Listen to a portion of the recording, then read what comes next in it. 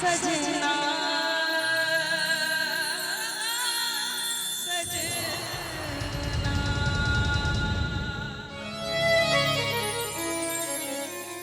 लिखे छे सोने पियाजी हमर अंगना सजना सजना सजना सजना सजना सजना सजना सोने पियाजी हमर अंगना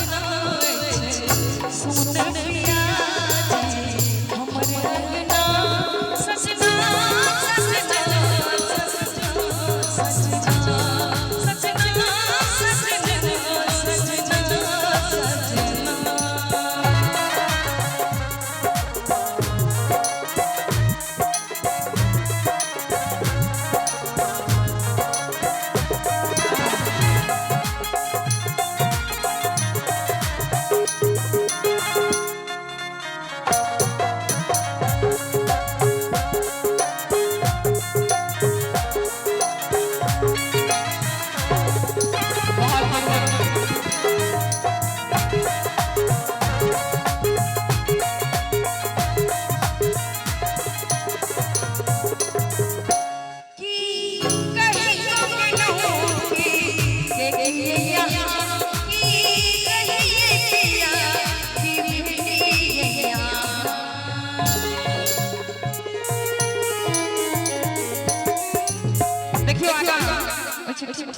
याद आ रहा है छलुका बा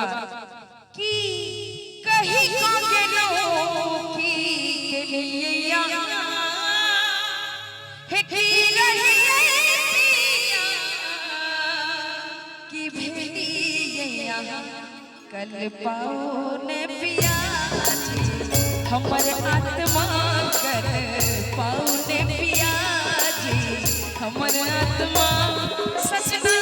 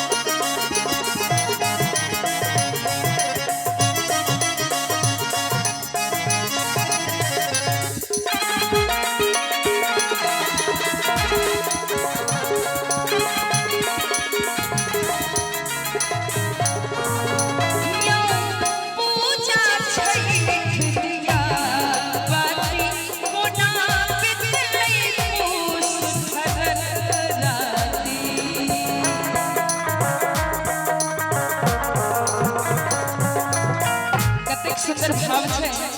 कि कही जाए कि सब सखी सहेली के परदेसी सिया छै कि होय दिवाली होय आबै छथि लेकिन आहा नहीं एलो यो पूजा छै पिया बाती कोना बितलै पुसक राती पिया शोर करैया हमर कंगना शोर हमर